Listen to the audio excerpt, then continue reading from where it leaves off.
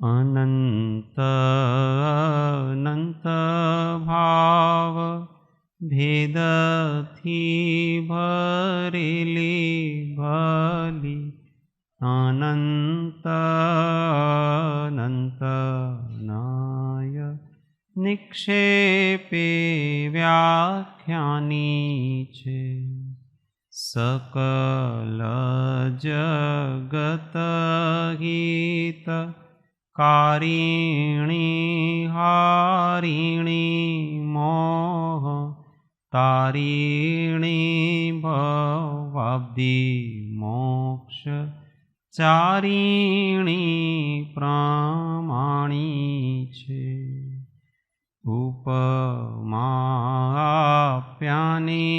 जेने तमारा खवीते व्यर्थ आपवाथी निज मापाई में मानी छे अहो राज चंद्र बाळ ख्याल नथी पामताय जिनेश्वर तणी वाण जाणी तेणे जाणी छे गुरुराज तणी वाण जाणी तेणे जाणी णमयुण सव सिद्धे जानुत्तम खवीद दीह संसारे दस दस दो दो यजिणे दस दो अणुपे हणम वोच्छे ओ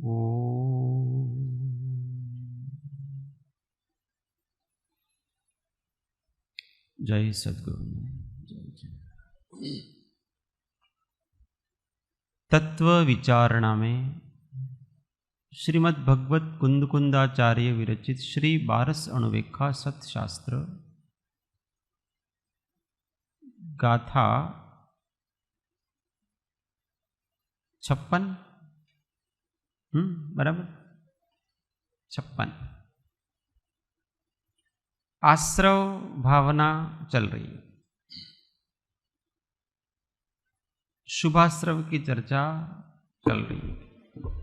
अब शुभ और अशुभ आश्रव पूरा हुआ, अब सामान्य कथन करते हैं। जम समुद्रे बहुदो सवीचिये दुख जलचरा किण्णे जीवस्य परिभ्रमणम् कम्मासव कारणं होदी जम समुद्रे बहुदो सवीचिये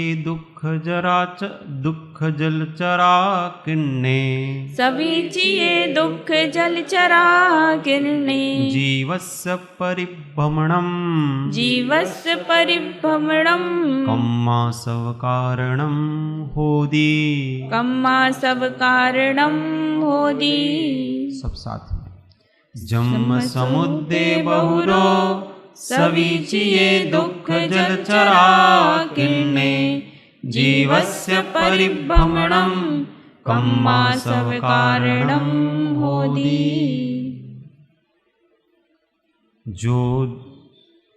जो दुख रूप जल जंगम से भरा है ले दो से रूप लहरे लहरा रहा है खाता भवार्णव जहाँ यह जीव गोता है कर में आश्रव सहे तु सदीव होता। सब साथ में जो दुख रूप जल जंगम से भरा है ले दोष रूप लहरे लहरा रहा है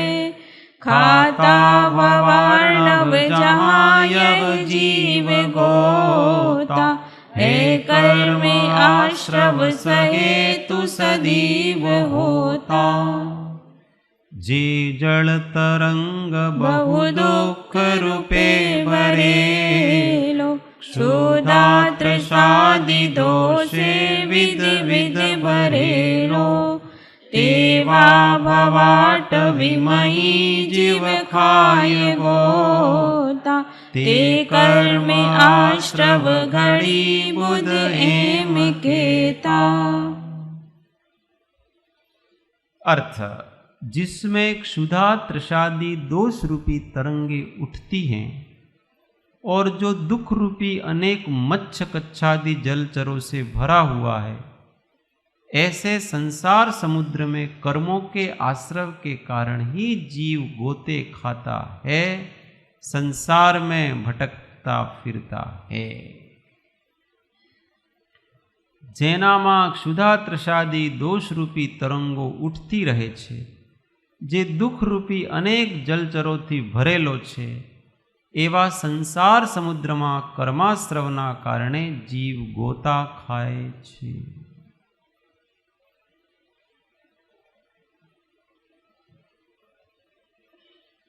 इस संसार को समुद्र की उपमा दी हुई है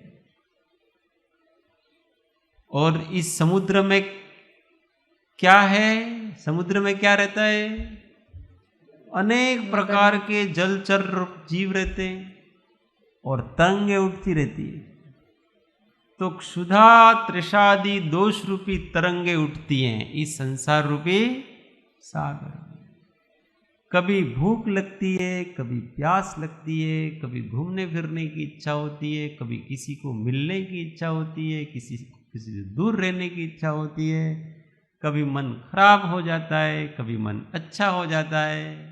ये सब तरंगे उठती रहती हैं। गमतो નથી, घड़ीकમાં आनंद आ जाए, प्रसन्न, ऐसा करता रहता हो। तरंग कभी ऊपर जाती है, कभी नीचे जाती है, कभी ऊपर जाती है, कभी नीचे।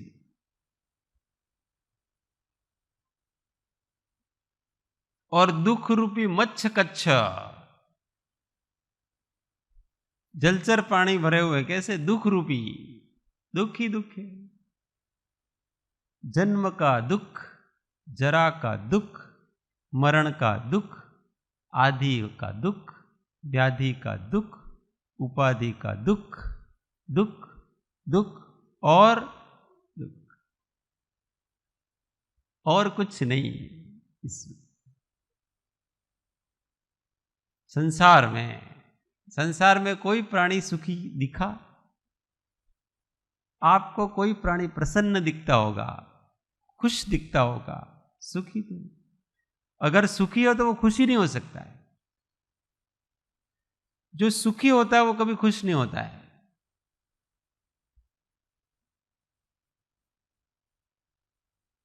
समझ में आवे छे? નથી આવતું? कोना समझ में आव्યું आ वस्तु, आ वचन? जो सुखी होता है वो खुश नहीं होता है। इस वचन को समझाया जाए भाई।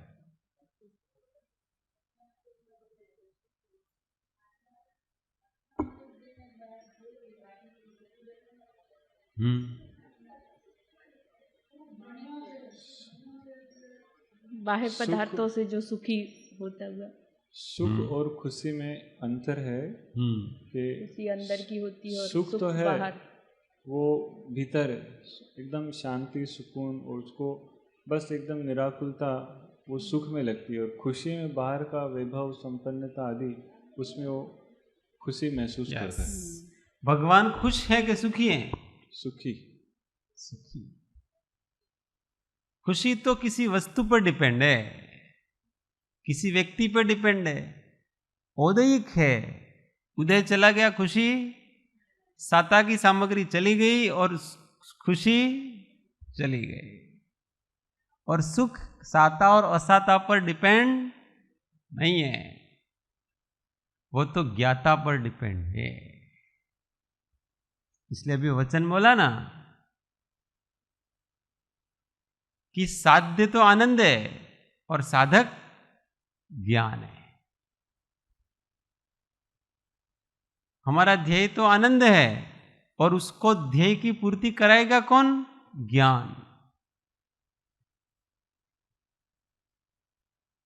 अगर हमको सुखी रहना है तो क्या करना है? ज्ञाता रहो, सहज ज्ञान स्वरूप होकर के रहो तो सुखी रहेंगे। और कोई आनंद गुण की प्राप्ति का, उसकी अनुभूति का और कोई साधन नहीं है। आनंद आनंद आनंद ऐसे चिल्लाते रहोगे तो आनंद नहीं आएगा। शांत हो जाओ, सहज ज्ञाता हो जाओ तो आनंद आएगा। वो असली आनंद है। हमको पाना तो आनंद है, पर साधना किसकी करनी पड़ेगी? ज्ञान की करनी।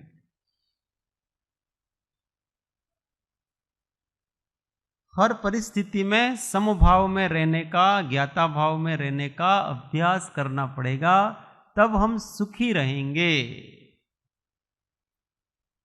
ये सुख का स्वरूप है। और संसारी जीव होता है वो, उसका उपयोग क्षण क्षण बदलता रहता है। कभी सुख रूपी तरंगे, कभी दुख रूपी तरंगे, उसमें आनंद खो जाता है।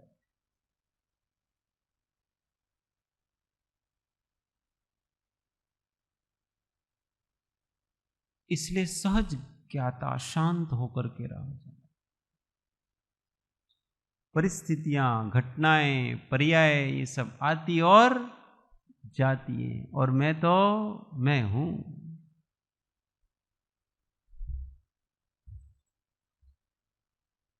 सुख आते हैं, दुख आते हैं, सुख आते हैं, दुख आते हैं।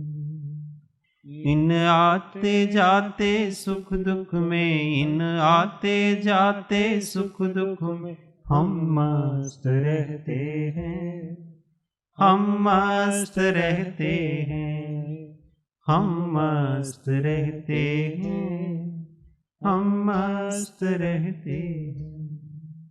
रहना चाहिए, रहते नहीं है। रहना चाहिए, प्रयत्न करना चाहिए अपने को। अभी दृष्टि वाला प्रयत्न चलेगा, फिर धीमे धीमे परिणति वाला, चारित्र वाला प्रयत्न भी धीमे धीमे करना चाहिए। दृष्टि तो कम से कम ऐसी विकसित,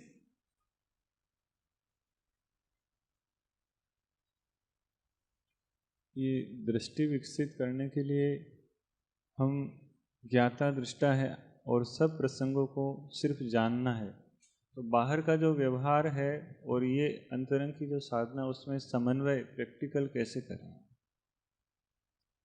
यस, बड़ा प्रश्न अच्छा है।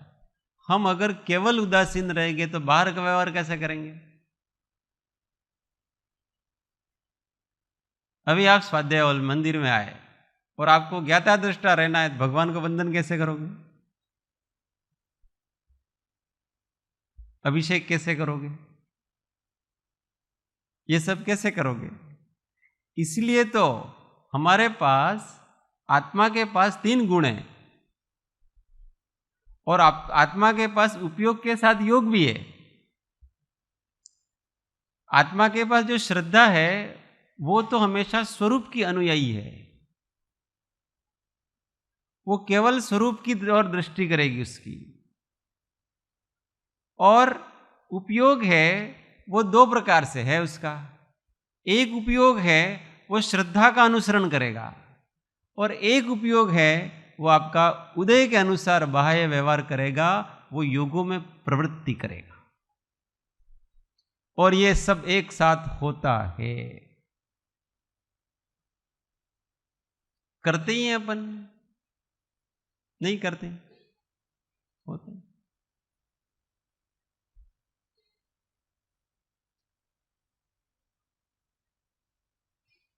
एक मां, स्त्री अपने बेटे से बहुत प्रेम कर रही है, लाड कर रही है, उस समय उसको उसके पति से प्रेम है कि नहीं।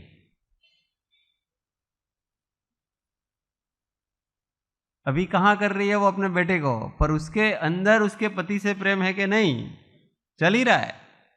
इसी का नाम दृष्टि है। और उसके अभ्यंतर उपयोग में भी चल रहा है, अंतर्मुख उपयोग में भी। स्थूल बाह्य उपयोग में अभी उसके बेटे के प्रति प्रवृत्ति चल रही है, योगों की प्रवृत्ति। पर जहां योग की प्रवृत्ति हो वहीं संपूर्ण उपयोग हो, ऐसा कोई जरूरी उपयोग तो अन्य अन्य भी हो सकता है।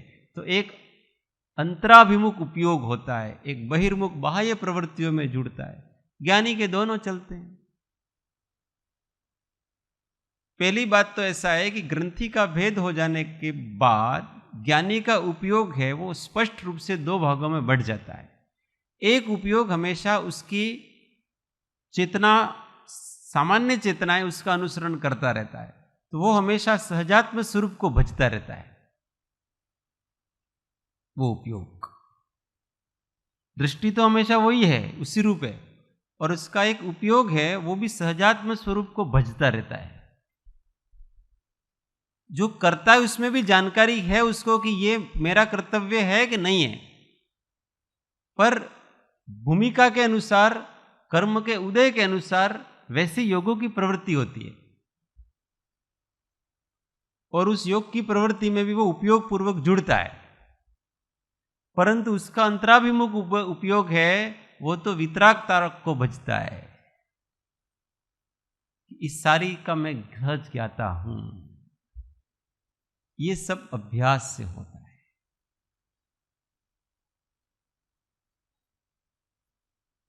अभ्यास से जैसे जैसे हमारा ज्ञान विकसित होता जाएगा, मोह कम होता जाएगा, उतना उतना ज्ञानावरण, दर्शनावरण, अंतराय आदि कर्म भी कम होते जाएंगे।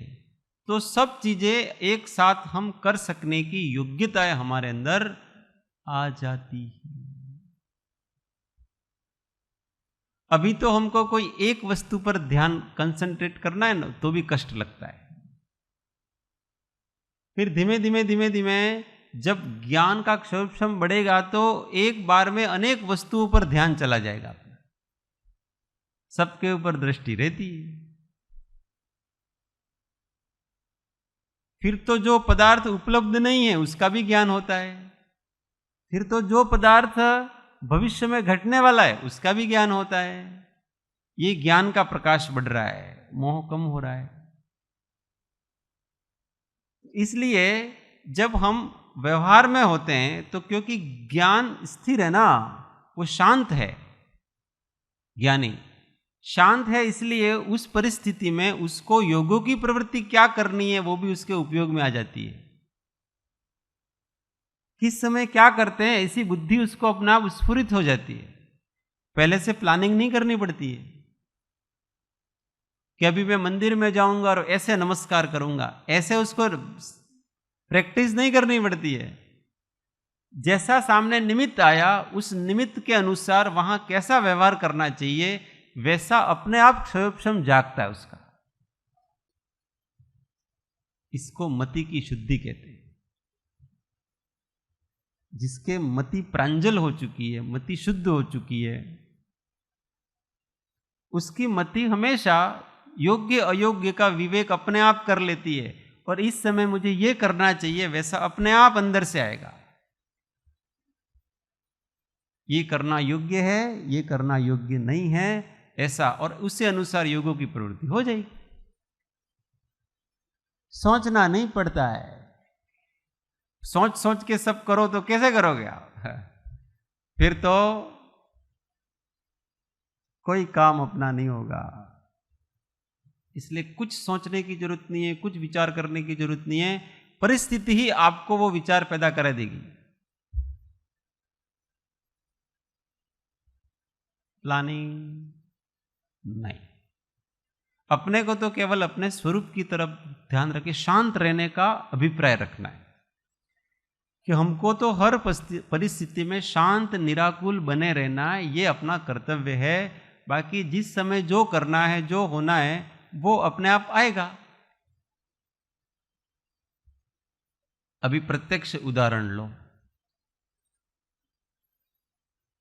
अभी व्याख्यान चल रहा है, नवनीत जी ने प्रश्न पूछा। अब क्या इस प्रश्न का उत्तर देने के लिए मुझे प्लानिंग करना पड़ता है?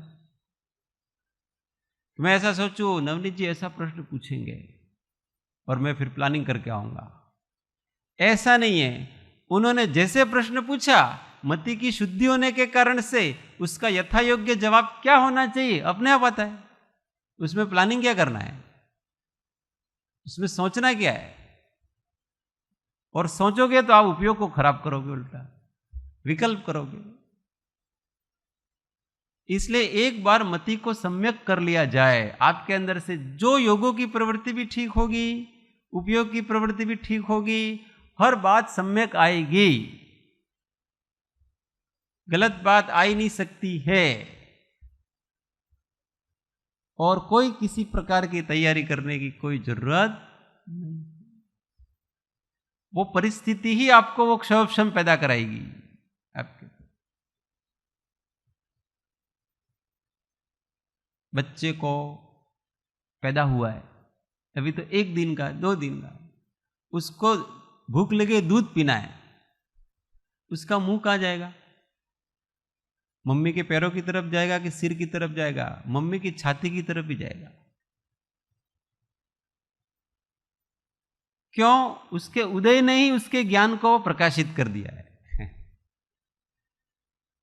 जैसा उदय आएगा आपकी मति वैसी चलेगी, ऑटोमेटिक चलेगी। अभी आपको भूख लगी है तो भोजन कहां मिलेगा? वहां मति चलेगी। उसकी प्लानिंग नहीं करनी पड़ती, ऑटोमेटिक मति चलेगी। ये औदैहिक संस्कारवश मति है। और ज्ञानियों के क्षयोपशमिक मति शुद्ध मति है, वो उनके भी हर समय वो चलता है। दोनों चीजें थे, औदैहिक मति भी है, क्षयोपशमिक मति भी, दोनों मतियां चलती। यहां अभी हम किसी कोने में गुड़ डालेंगे। स्वाध्याय हॉल में एक भी चींटी नहीं है, अभी तुरंत थोड़ी देर में चींटियां इकट्ठी हो जाएगी। कैसे पता पड़ा? वहां जाना चाहिए कैसे? अपने आप। वहां कोई वस्तु है तब जाना चाहिए। मति अपने आप हो गई, मति ने उसकी दिशा को लिया और उस दिशा में चली गई ऑटोमेटिक। No planning. कोई प्लानिंग। परिस्थितियां ही सिखाती हैं, उदय ही सिखाते हैं। सब अपने आप को, सब ऑटोमेटिक व्यवस्थाएं चल रही है अपनी। हम फालतू में माथा मारते। हाँ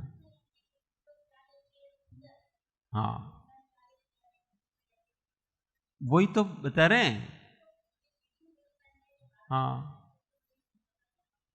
तो एक समय में अनेक वस्तुएं चलती हैं। जिस समय स्त्री अपने बेटे से प्रेम करती है, उस समय भी अंदर उसके पति के प्रति प्रेम चल रहा है।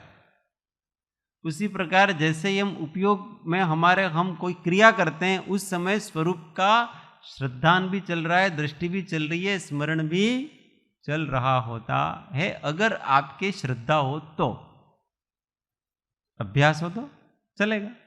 प्रैक्टिस है।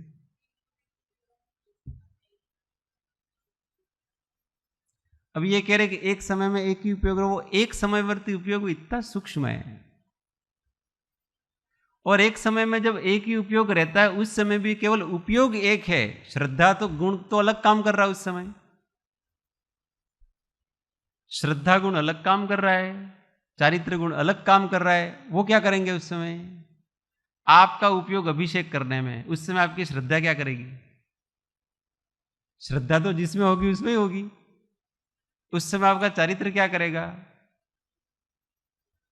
सबका, इसलिए तो गुण अलग है और उनका अपना परिणमन चल रहा है सारा का सारा। जब मुनि आहार लेते हैं, उस समय भी उनके कर्मों की संवर निर्जरा है कि नहीं? कहां से? उनका उपयोग कहां है? खाने में, शोधन करने में। और उस समय भी उनके, तो वो कहां है? वहां चारित्र गुण काम कर रहा है, श्रद्धा गुण वहां उपस्थित है, वो काम कर रहा है। उसका परिणमन तो जैसा है वैसे ही चल रहा है वहां। केवल उपयोग बाहर और ये होगा, और उपयोग स्व पर प्रकाशक है। उपयोग स्व में जाए कि पर में जाए, परंतु परिणति वितराग रूप है, तो उससे कोई लेना देना नहीं।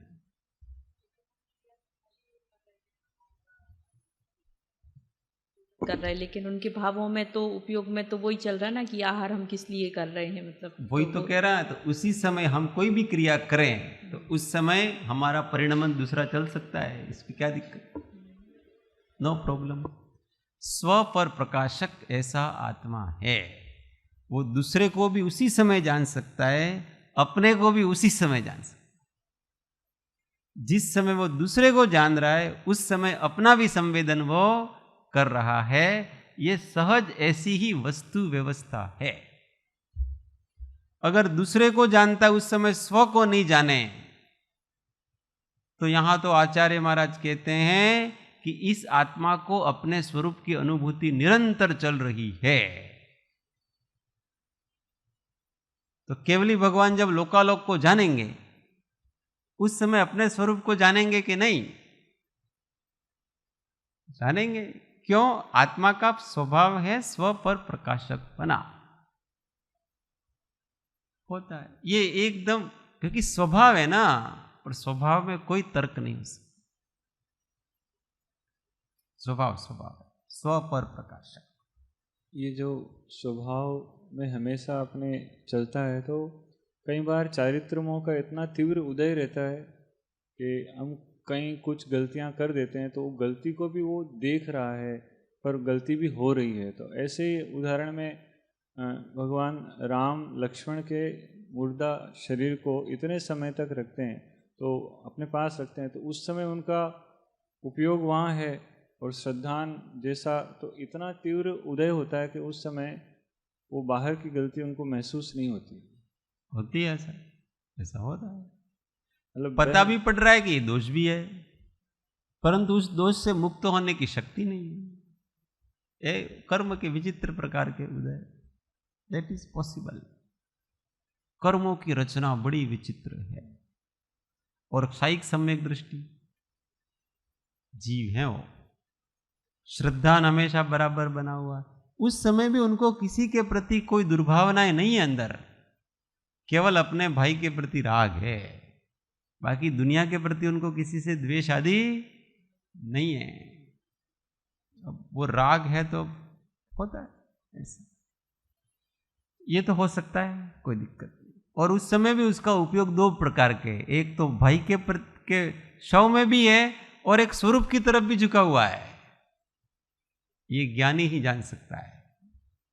इतना होने के बाद भी उसका उपयोग, एक उपयोग स्वरूप की तरफ भी है और एक बहिर्मुख उपयोग है, वो उनके भाई की तरफ रोता भी है, ये भी करता है और अंदर से सब जानता भी है, नाटक। और उस नाटक को करने में वो विवश, कुछ नहीं चलती। कभी कभी कहते हैं ना, कोई ऐसा होगा तो भाई तुम्हें रड़ो नहीं, किसी का कोई इष्ट का वियोग हो गया वगैरह ऐसा है, तो भाई तुम्हारा रड़वानो नहीं, आ तो बधाने थाय, एમાં શું છે। अभी और को कहते हैं कि वो ये सब मुझे पता है उसके उपयोग की जागृति है।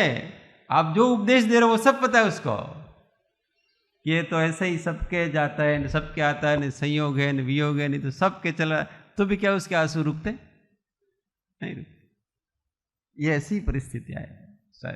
श्रद्धा भी बराबर है कि आप जो कह रहे हो सही कह रहे हो, उनको भी पता है, उपयोग की जागृति भी है कि ये सही बात है यार, मुड़ता भी नहीं है बिल्कुल वहां पर, फिर भी वो अपने आंसू नहीं रोक सकता है। इसी को चारित्र मोह कहते हैं। ये लीला है, चारित्र मोह होता है। जैन दर्शन में ये दो भेद हैं, चारित्र मोह, दर्शन मोह। बाकी सब स्थूल रूप से ज्ञानी और अज्ञानी में फंसे हुए हैं कि कोई ऐसा करता है उस समय अज्ञानी है, क्योंकि वहां गुण स्थानों की व्यवस्थाएं नहीं है। अपने यहाँ गुण स्थानों की व्यवस्था है, तो चौथे पांचवें गुण स्थान में होता है, छठे तक ये होता है। आपको कुछ पूछना?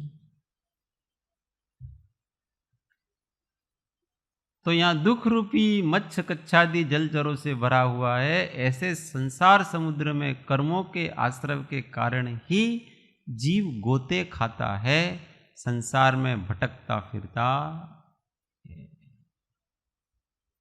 आश्रव भावना चल रही है ना, इस कारण से ये कहते हैं कि ये वस्तु का स्वरूप बताया है। इसलिए क्या करना चाहिए अपने को, आगे और बताएंगे। गाथा 57। अब इन कर्म के आश्रव होता है इतना तो बता दिया, इस आश्रव से होगा क्या वो बताते हैं।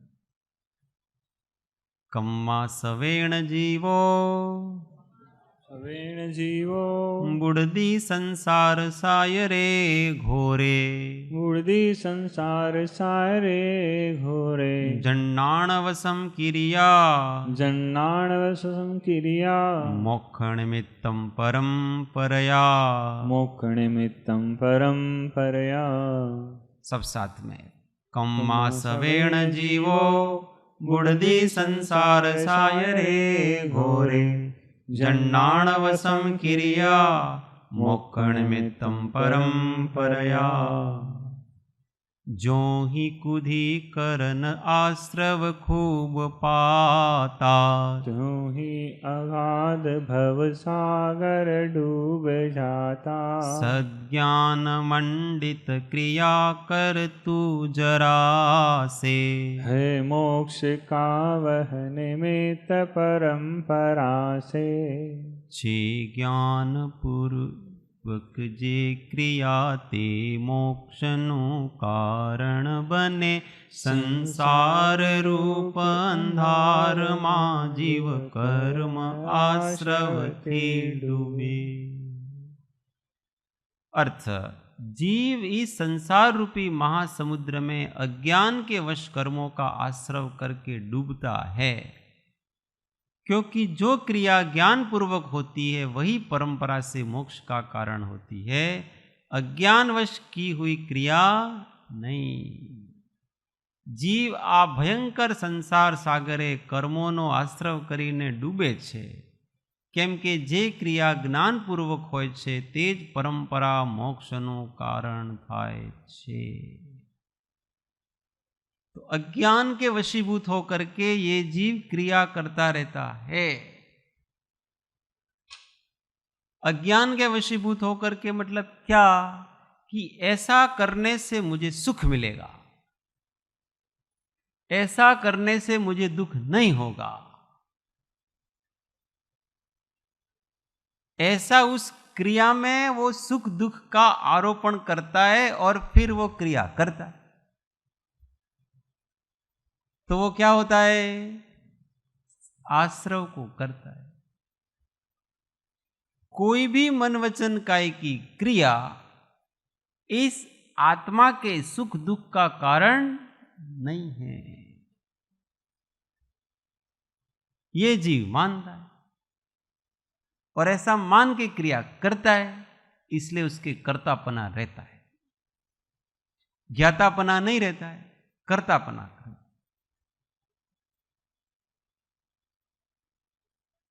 आ जरा गहन बात है।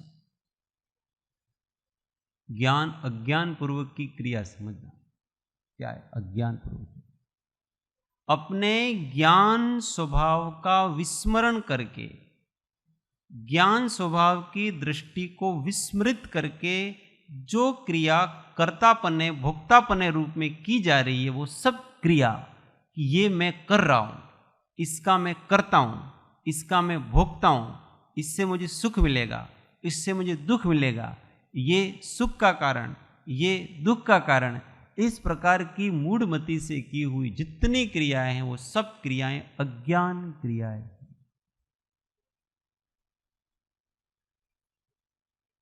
खाने से दुख मिलेगा कि सुख मिलेगा? क्या मिलेगा?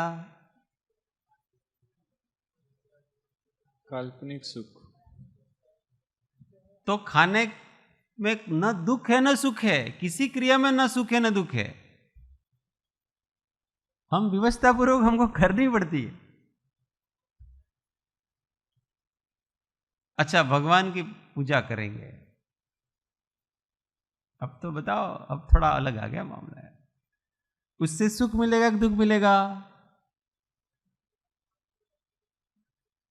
हाँ, भगवान की पूजा करने में सुख मिलेगा, है कि नहीं? उसमें सुख, जल चढ़ाने में, चंदन चढ़ाने में, अक्षत चढ़ाने में, पूजा का पाठ बोलने में, इन सब में सुख है कि नहीं?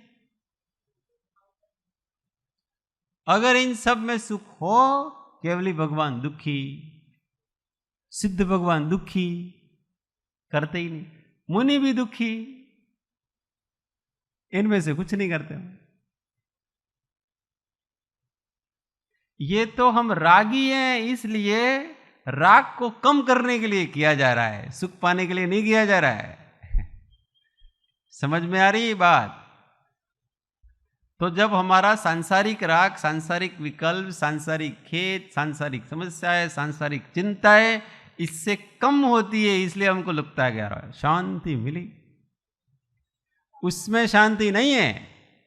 सांसारिक विकल्पों के कम होने का वो एक निमित्त है, नौकर्म है, इसलिए अपने को उसमें शांति मिली, उसमें शांति नहीं है। सांसारिक विकल्प कम होना, इसमें शांति है। अगर वो सांसारिक विकल्प आपके बिना पूजा किए भी कम हो जाते हैं तो पूजा की कोई जरूरत नहीं, इसलिए मुनि की पूजा की जरूरत नहीं। वो वैसे ही तत्व ज्ञान से ही हमेशा शांत रहते हैं, तो उनको क्रिया करने की क्या जरूरत है? कोई जरूरत नहीं।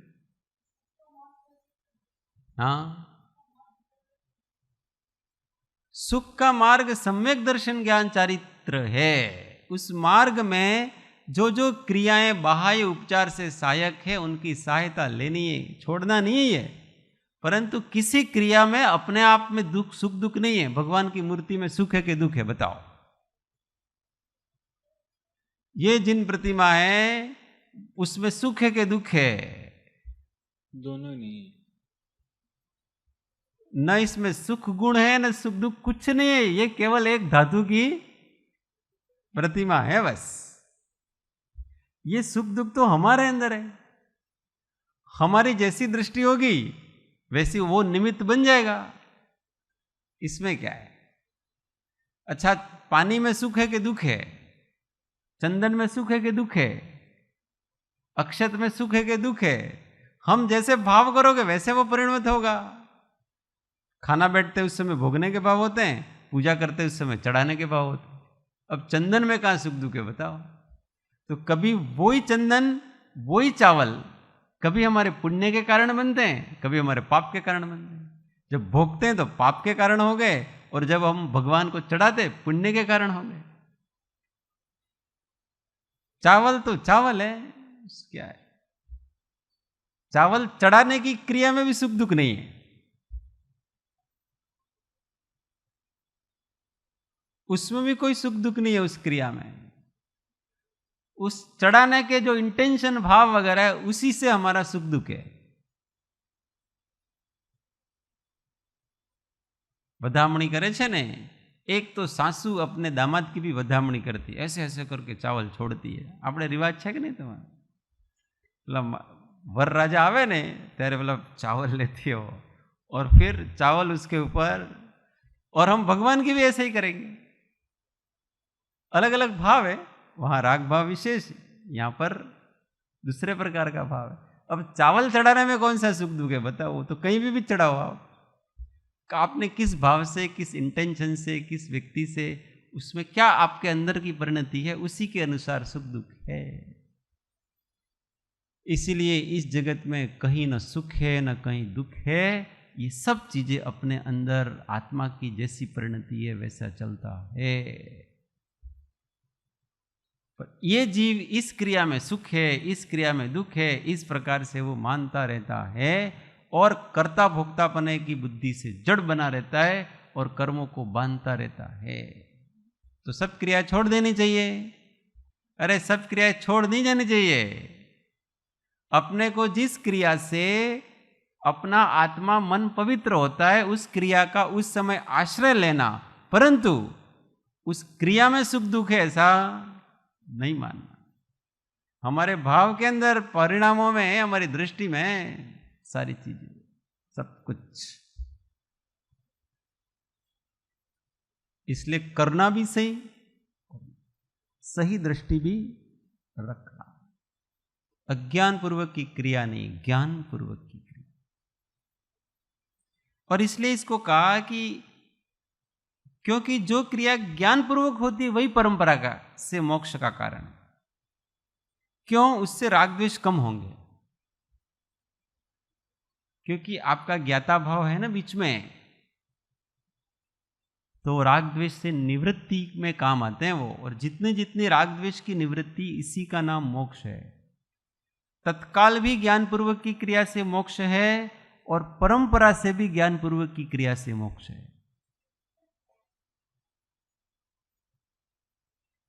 ज्ञान पूर्वक आप एक टाइम भोजन छोड़ो ना, एक अंतर्मुहूर्त के लिए, 2 घड़ी के लिए भी कोई ज्ञान पूर्वक अगर भोजन का त्याग करता है, चारों प्रकार के आहार का त्याग करता है, वो देवगति का बंद कर देता है। ज्ञान पूर्वक निस्वार्थ भाव से अपने स्वभाव की श्रद्धा करते हुए अपने रागादि दोषों को दूर करने के लिए इस प्रकार की पाप प्रवृत्तियों को मैं त्याग कर रहा हूं, ऐसा करके वो त्याग करता है तो उसके 2 घड़ी में ऐसा पुण्य बंधता है। पर वो क्रिया पुण्य बंध का ही कारण हुई, कर्म की निर्जरा का कारण तो उसकी दृष्टि हुई। समझ में आ रही? उसकी दृष्टि, उसका ज्ञान और उसका परिणमन, ये कर्म के संबंध निर्जरा का कारण होते हैं। वो क्रिया तो उसके बंध का कारण ही हुई, पर उसके निमित्त से उसकी ज्ञान, उसकी दृष्टि, उसका परिणमन है, वो सम्यक हुआ। तो उसको उपचार से ऐसा कहते हैं कि ऐसा करने से ऐसा हुआ, कि भगवान के दर्शन करने से मुझे आत्मा के दर्शन हुए। तो दर्शन करने की क्रिया की अपनों ने पहले, उसकी क्रिया से अपने को अपने स्वरूप की तरफ दृष्टि हुई। तो हमको जो परिणाम मिलेगा वो तो किसका मिलेगा? फल अपने स्वरूप की तरफ दृष्टि करने का मिलेगा। परंतु वो क्या करने से हुआ? भगवान की प्रतिमा का दर्शन करने से वो फल मिला। तो इसलिए कहते हैं कि मेरे को उनके निमित्त से हुआ, उनके कारण से हुआ। पर वास्तव में इनके कारण से नहीं, किसके कारण से हुए? तेरी दृष्टि सम्यक हुई, अंतर्मुख हुई, इसलिए। और अगर वो दृष्टि बिना दर्शन के भी हो जाती है तो भी मिल जाएगा, मंदिर में जाने की भी कोई जरूरत। और हम निमित्त जीव हैं, निमित्तों का हमेशा सेवन करना, प्रत्येक निमित्त हैं उस प्रकार के भाव उत्पन्न करने की क्षमता रखते हैं। इसलिए निमित्त को कमजोर न समझना कभी।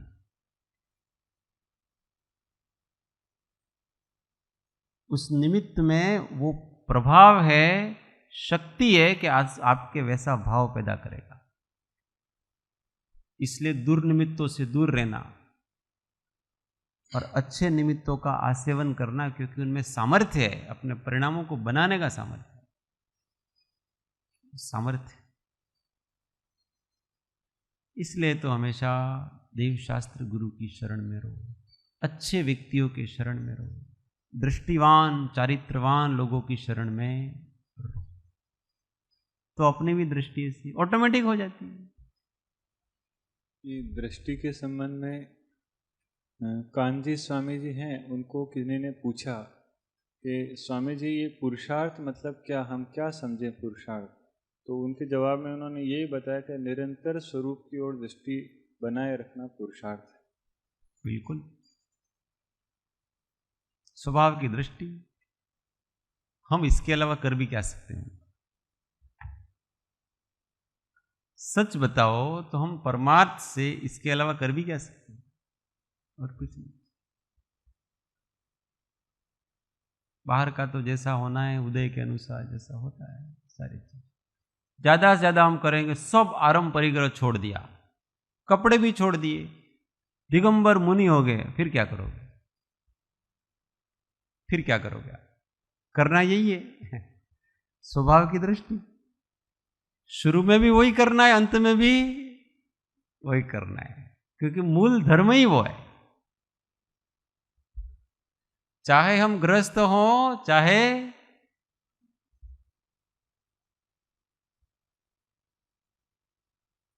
जंगल में हो।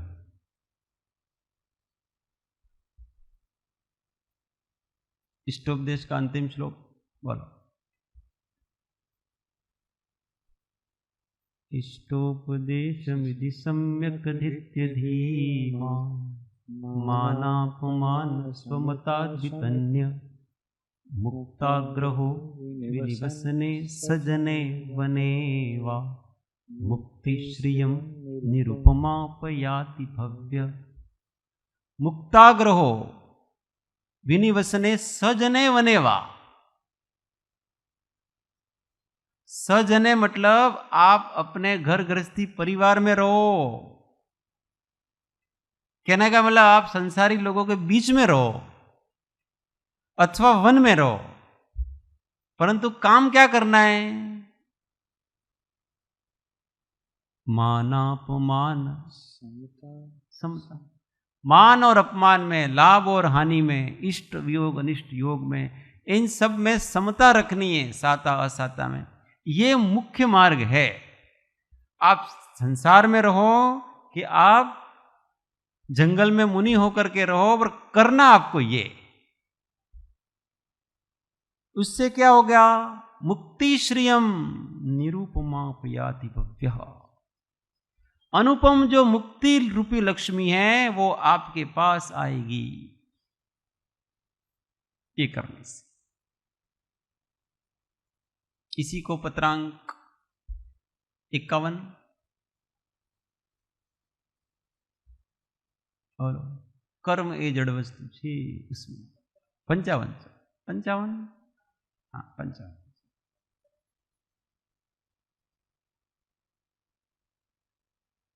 कौन सा फकरा है वो? समत्व भाव। जितलो जितलो कोई वचनामृत ला ना उसको पढ़ते हैं। हाँ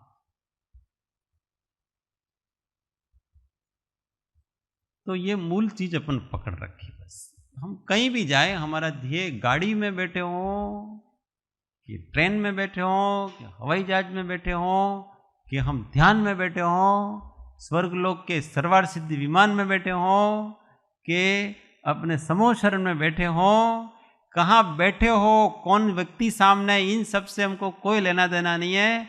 समत्व भाव है। समत्व भाव से ही कर्म की निर्जरा है स्वभाव की दृष्टि से।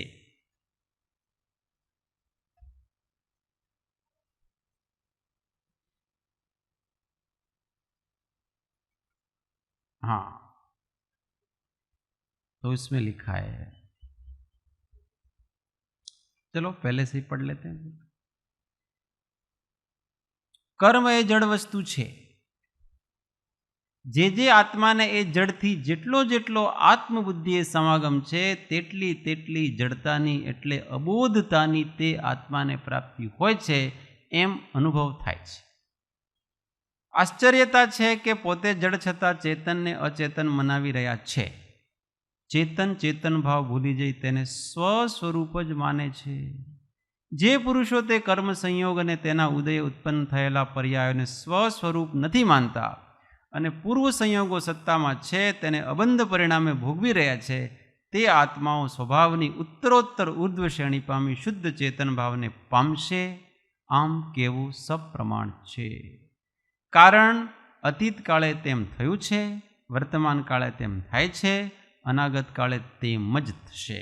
अब आती ये बात, कोई पण आत्मा उदयी कर्म ने भोगवता समत्व श्रेणी में प्रवेश करी अबंध परिणामे वर्तशे तो खचित चेतन शुद्धि पामशे। खचित मतलब निश्चित, नियम से, उसमें कोई अपवाद नहीं है कि कोई पामेगा न कोई नहीं, ऐसा नहीं, निश्चित रूप से सब नियम से। कोई पण आत्मा उदय कर्म ने भोगवता, कोई भी उदय कर्म आए हैं, कहीं भी द्रव्य क्षेत्र काल भाव का कोई भी उदय आया, पर उसमें समत्व श्रेणी में प्रवेश करी शांत निराकुल रहो, उस उदय के प्रति द्वेष न रखो, और उस उदय में उसको नया उदय मत करो, उसकी परंपरा को खींचो मत, उसको शांत रहो, उसको निकल जाने दो। तो समत्व श्रेणी में प्रवेश करी अबंध परिणामे वत्से, किंचित भी उसमें राग द्वेष नहीं करना और शांति से उसको खिसका दो। तो क्या होगा? खचित चेतन शुद्धि।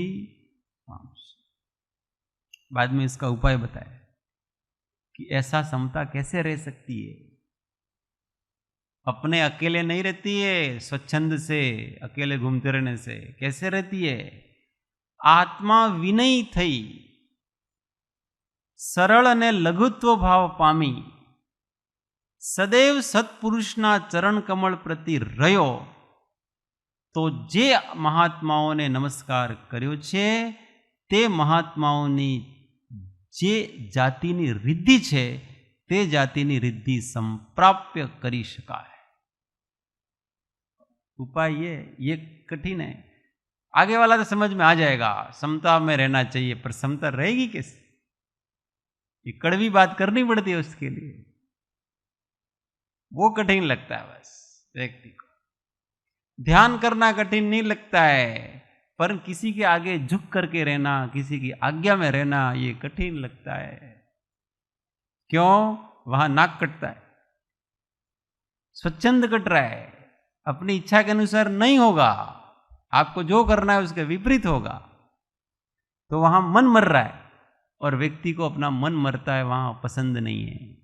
मन को जीवित रख के सब करना उसको, अपने अनुसार सब करना उसको, स्वच्छंद से साधना करनी है।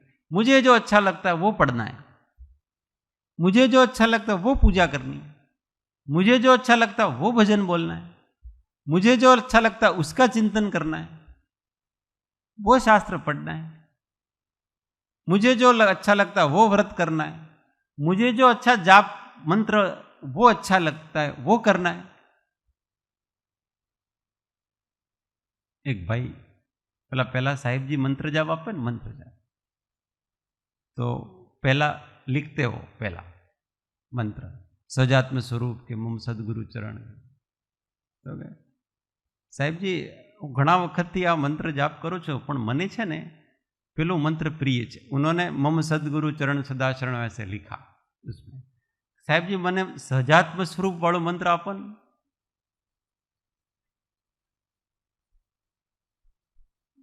तो साहेब जी ने के अत्यारे तमारा माटे आ बराबर छे। अभी उसको वो भी उसके मन से करना है मंत्र जाप भी। क्यों? उसमें कुछ करना नहीं है,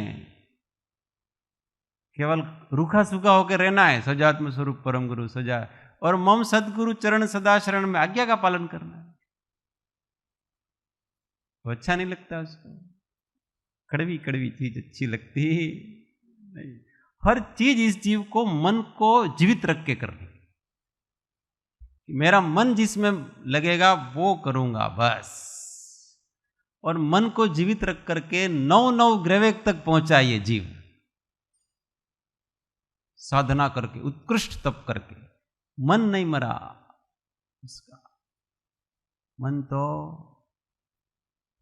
आध्यात्मिक शरण ग्रहण करना पड़ता है। ये बात ध्यान रखनी। आत्मा विनय અને સરળ અને લઘુત્વ ભાવ પામી સદૈવ સત્પુરુષના ચરણ કમળ પ્રત્યે રહ્યો, તો જે મહાત્માઓને નમસ્કાર કર્યો છે તે મહાત્માઓની જે જાતિની રિદ્ધિ છે તે જાતિની રિદ્ધિ સંપ્રાપ્ત કરી શકાય છે। जैसा जिसकी शरण लिए ना वास्तव में वैसा ही वो बन जाता है। जगत में देखना, जिन जिन जीवों ने जिन्होंने वास्तव में किसी गुरु का सेवन किया है वो स्वयं गुरु हो गए। उनके सारे गुण उनमें आ गए, पर सच्चाई से करना पड़ता है तो वो होता है। बाकी ऊपर ऊपर थी काम चाले नहीं। तो ये ज्ञान पूर्वक की क्रिया है। वो ज्ञान पूर्वक की क्रिया है, वही मोक्ष का कारण होती है, वर्तमान में भी और परंपरा से। इसलिए सब चीज़ें समझ करके करें कि हम क्या कर रहे हैं, वो कौन है, मैं कौन हूँ, और ये सब किस कारण से हो रहा है, इसमें मैं कहाँ खड़ा हुआ हूँ, सामने क्या खड़ा हुआ है, कौन से परिणाम करने हैं, किस परिणाम से क्या होगा, ये सब चीज़ों का ध्यान में रख करके फिर जागृत होकर के सब करना।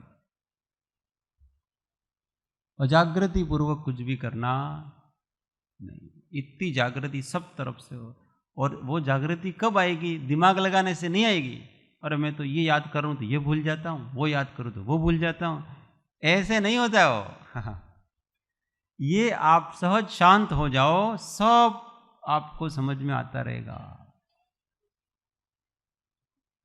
कांच जब स्वच्छ हो जाता है तो अपने आप सब दिखता है। पानी जब एकदम ठहर जाता है तो उसमें अपने आप सारा प्रतिबिंब दिखता है। उसी प्रकार से अब जब हम शांत हो जाएंगे अंदर से, तो अपने आसपास का परिवेश के प्रति हम जागृत रहेंगे, और हमको किस समय क्या करना है वो सब ऑटोमेटिक समझ में आता रहेगा। बाहर भी नहीं बिगड़ेगा, अंदर भी नहीं बिगड़ेगा, और दोनों चीज़ें अच्छी तरह से। परंतु अपने अंदर अशांति है, आकुलता व्याकुलता है, इसलिए एक को करने जाते हैं, दूसरा भूल जाए। जागृत रहे, शांत रहे, गंभीर रहे।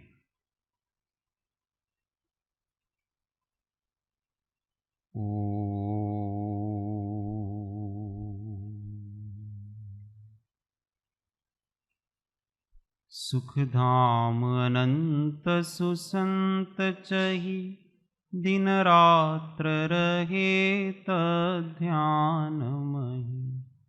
पर शांति अनंत सुधामय जे, प्रणमो पद ते वरते जय।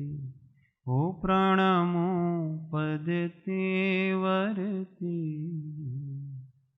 सद्गुरु परम कृपाणु त्रिलोकनाथ की जय। सब संतन की आनंद घन ओम।